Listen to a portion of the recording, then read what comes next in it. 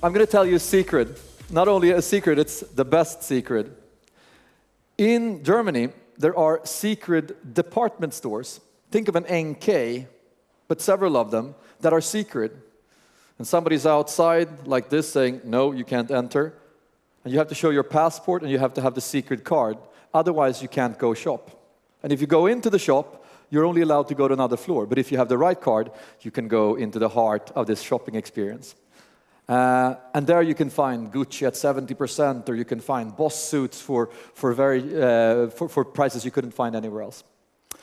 This whole concept has been going on for quite some time, and then they completely turned it online and recreated themselves and now have both online and offline success. So we're going to learn from the best secrets from the e-commerce world, and we're going to invite the CEO, Marian Sikora. Please welcome up on stage. Have a seat. And we are also going to invite a pioneer in Swedish e-commerce. I was one of the pioneers. We started something called Boxman way back when things didn't work and it was very expensive, and there wasn't even any payment methods. Now it has become an industry, and the largest industry, with brands like Nelly, CDon, Gymgrossistens, and many more, is run by Paul Fischbein. Very welcome up on stage. Have a seat. Wherever you like. So we have a wonderful audience, and we have two wonderful experts on e-commerce. And first, I didn't know if I explained what you do in a proper way, but could you tell us what is Schusterman and what is Best Secret? Of course, of course. First of all, let me thank you that I'm invited, and it's really great to be here. I'm super excited. Our model is very unorthodox because it developed a couple of decades ago when Schusterman was just a wholesaler and exported big bulks of fashion into the Eastern countries. And obviously, we did have a few overstocks, and then first employees came up to Mr. Schusterman and said, can I have a suit for my nephew? And he said, yeah, okay, you can go through the warehouse and have a look. And more and more people came, and he said, I can't take everyone into my warehouse, so I'll open up a little room and have a selection of our nicest overstocks. And then more and more people came, and the room grew a little bit, of course. And he introduced a card, a shopping card, and it has evolved to something really, really unique, because not only have companies approached us, said, this would be great for our employees too, but also the brands realized that this is something absolutely unique, because it's a perfect way to market the overstocks and in a closed environment. So it's a win-win situation for everyone. But you also keep 100,000 customers on a waiting list that can't go on. So there's always 100,000 people that can't go into the store. Yeah, and because it's only a private sale can work if it's not open for everyone. And so, at some point in time, you just have to close it and say, this is the maximum amount of cards we're issuing. And from there on, of course, the waiting list grew. And once you start doing that, everybody wants to get in. Yeah, it's been really exciting. Can we see some photos just to see some sense of scale, Mats? Just to see, these are secret department stores. Yeah. We can. And most people think, oh, is it like an outlet? And it's absolutely not like an outlet at all, because it's, as you can see, it's like a department store, and more like a Harrods or a Galeries Lafayette. If you allow the comparison. And so every time somebody new comes in, it's like open sesame, because it's absolute paradise for everyone who loves fashion. Then you went digital. Yes. So obviously we realized that business is great. We have a huge waiting list. Everybody wants to get in, and it's at that time when when everything is fine, when you have to think ahead. And we said, well, if those principles work fantastic in a department store, why not just take it and adapt the whole principles to online? And how long time was that ago? That was in November 2007. So that's. And if you look at a warehouse, I think we have a sort of yes, it did grow a little bit. It wasn't like that, of course, in the first few years, but now it's really huge. We have about 2 million items on stock. That is only one of the 2 warehouses, so you can imagine it's grown a bit. Yeah, it's really great. Well, since CDon started, we had Boxman and then CDon started. We were like, we'll kill those guys. And now you're sitting there and Boxman is no longer with us.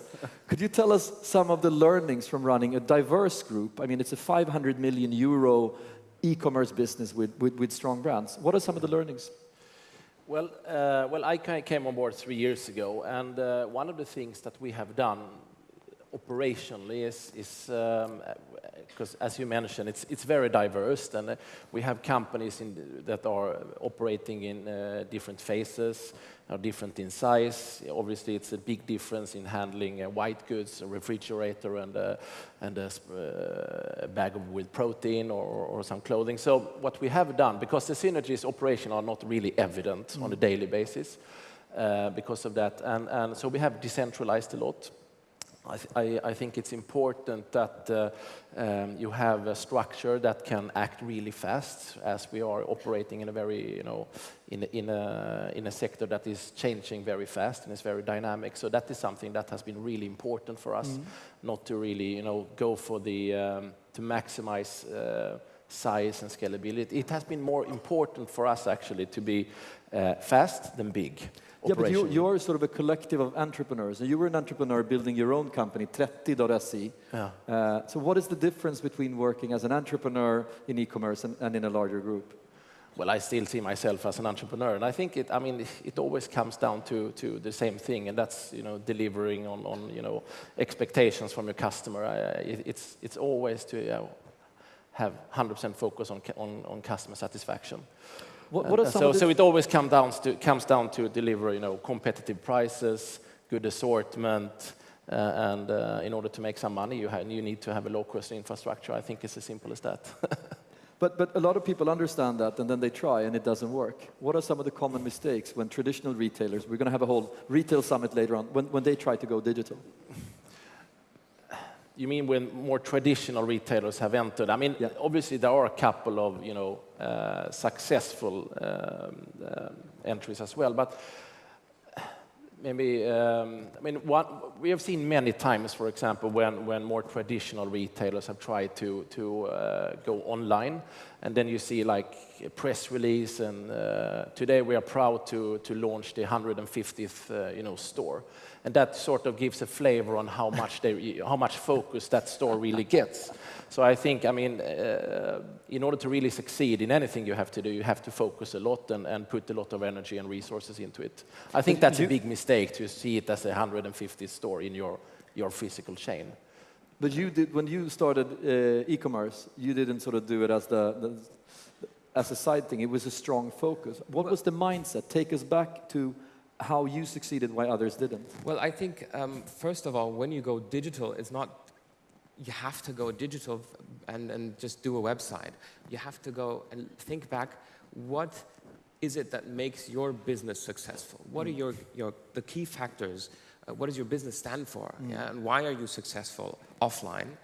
And then try and be true to yourself and transform that. And at the end of the day, it's like opening another store, but it's just online and to a more broader audience, of course.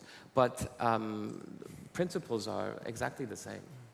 But there are obviously many differences. If you take logistics and also working capital, there are, if you take Nelly.com, for example, that we have in our group, Nelly.com, Nelly, selling fashion, our fashion site, we add approximately 200 to 300 new styles every day on our site. And obviously that's something that is totally new for a physical chain. It's something very, very different. So and that's, you need to address how you work with working capital and things like that. So it's in some way very different, I would say.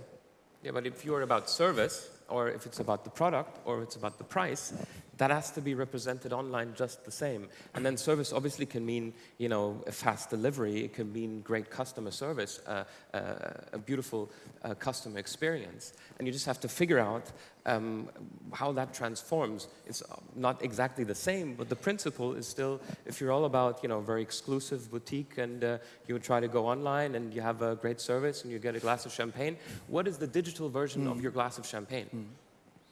But it's also something that I find very different is the relationship to the clients. When Amazon started, everybody thought they would go bust. But as Jeff Bezos said, he was willing to be misunderstood for a long time to prove his point. And after a while, they have this powerful database where they know exactly what they want, what they bought before, and you can start harvesting that.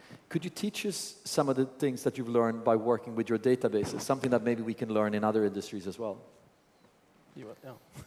Well, I think we're just on the edge of really digging deeper into what learnings you can really find. It's a treasure, really, your entire database. And there's a lot of products out there.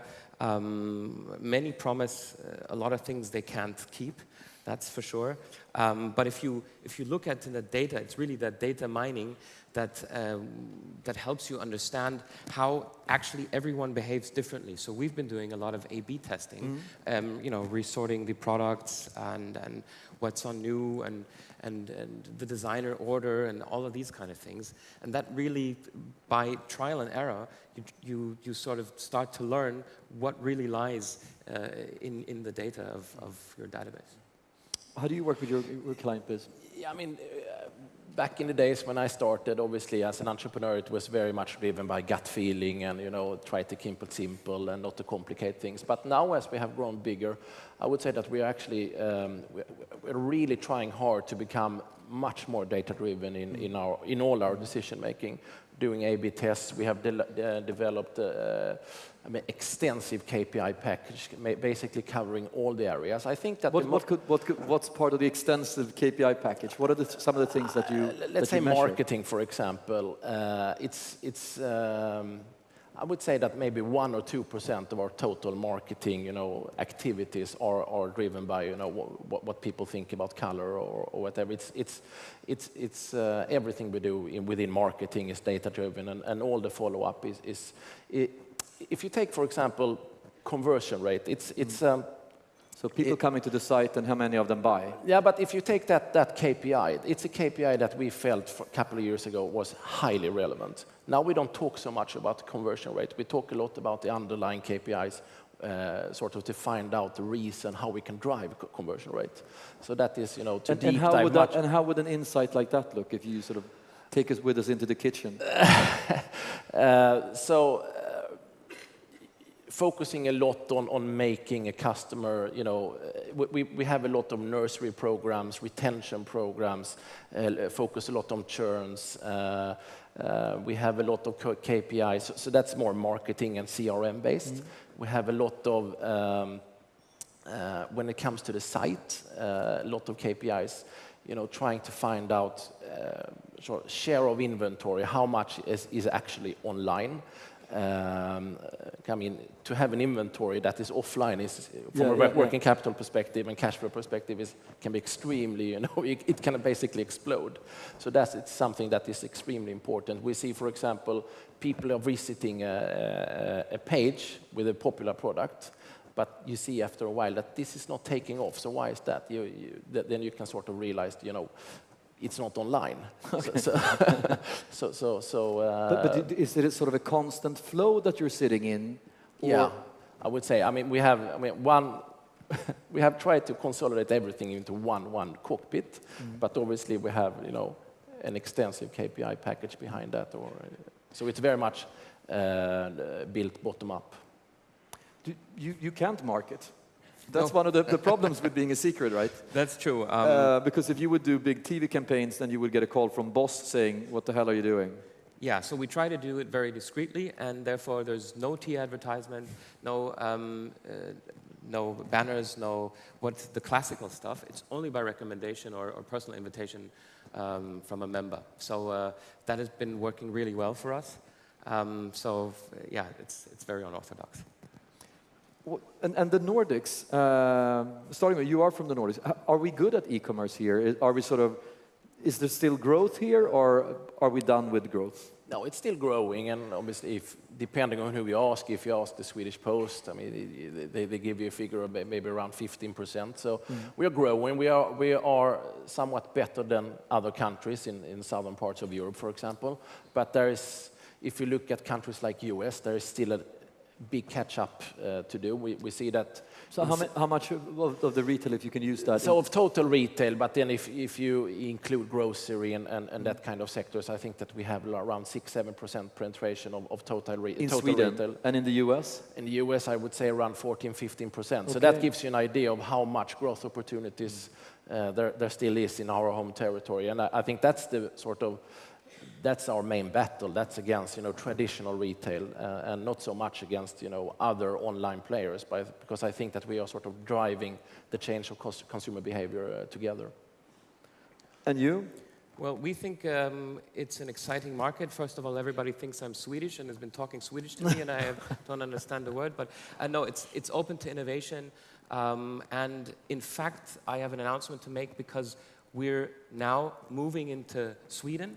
And we will start early next year, but we would like to invite everyone here to test drive Best Secret. We've created a special link for everyone, bestsecret.se/Sime, and you can register now if you like.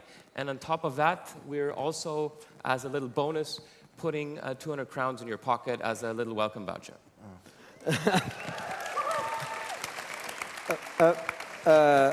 I heard more female cries than male cries, but then they Yes. haven't been to München. Can they come visit you at the department stores as well? Yes, of course. We also have if you want an invitation to the store, just send us an email to sime@bestsecret.se and we'll get you fixed up. No problem. And I can't tell you more. Please keep it a secret, because it won't be until next year that we launch. But please test drive everything.